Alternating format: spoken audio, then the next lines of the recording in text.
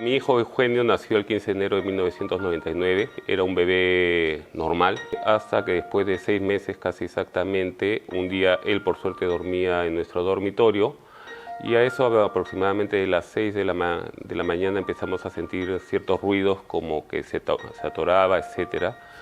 Y él tuvo, en ese momento le vino un paro cardiorrespiratorio. Llamamos a la ambulancia para que venga, pero demoró mucho la ambulancia y tuvimos que salir corriendo a la clínica para que sea atendido porque básicamente en ese momento tratando de revivirlo se estaba atorando o se le estaba faltando la respiración. Aproximadamente le dieron 3 a 4 maniobras de electroshock para tratar de reanimarlo. Porque bueno, el impacto de ver a un bebé de 6 meses que le viene un paro es fuerte. Eugenio salió de la clínica efectivamente con sonda, totalmente rígido, era una piedra, no había, para poderlo relajar, teníamos que cargarlo con la terapista, o sea, ponerlo en una sábana, una de un lado y otra de otro lado para poder ayudar a relajarlo. Eso supuso que, por ejemplo, mi esposa, que recién había conseguido un buen trabajo en ese momento, dejara de trabajar. Y les dije, bueno, mi vida cambió, me tengo que dedicar a mi hijo. Él tenía 5 terapias diarias.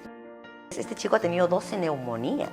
O sea, no fue que salió de la clínica y quedó ahí. Entonces, cada neumonía era una internada en la clínica, obviamente él conmigo. O sea, había que operarlo, la operación eran $12.000 y ¿de dónde lo saco? Sí tuvimos mucho apoyo, tanto de la familia de Eugenio como de la mía.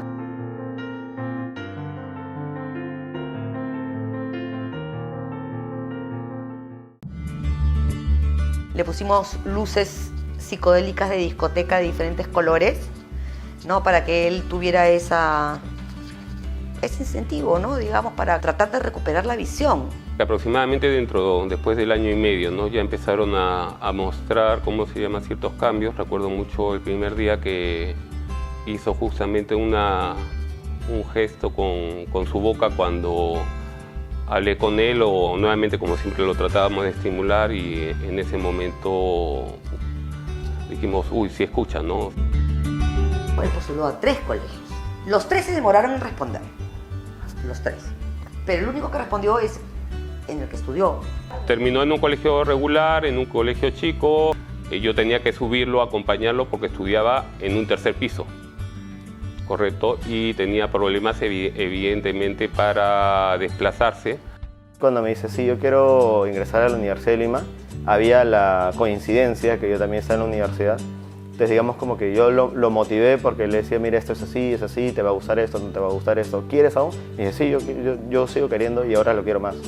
El tema más que él que aprenda era cómo yo le enseño. Pensaba yo en ese momento que no estaba capacitado porque nunca nadie me capacitó para un caso así. Cuando yo estaba en clase, me acuerdo muy bien que en la segunda o tercera clase, y cuando yo decía, ya chicos, a veces les bromeo con una operación complicada, le digo, ya, ¿cuánto sale esto al ojo? Y Eugenio lo contestó. Y dije, acá hay algo especial. Ahí fue la motivación para poder decir, si tú puedes calcular así, es que tú, o sea, sí tienes una capacidad de aprendizaje, o sea, no mala. O sea, es más, encima del promedio, porque a pesar de digamos, del tema de la vista y el problema motor, o sea, digamos que hubieron cosas que la fortaleció bastante. Yo pensé que no iba a ingresar. Para mí quizás fue uno de los mayores o mejores momentos. Me acuerdo mucho que me empecé a llorar, y te lo digo, casi empecé a llorar como una magdalena ahí. O sea, no hay mucho tiempo. Yo vi el resultado. Llamé a los papás, Eugenio también está súper emocionado, le dije a los papás que vengan, tenían que venir todos, su papá estaba llorando, entonces para mí, ese día para mí fue, digamos, uno de los más felices, creo yo, porque, o sea, logramos algo todos juntos. Cuando ingresó a la universidad fue un gran logro para todos, ¿no? Más que todo, igual que toda la familia, no le tenía mucha fe, pero sí lo veía prepararse.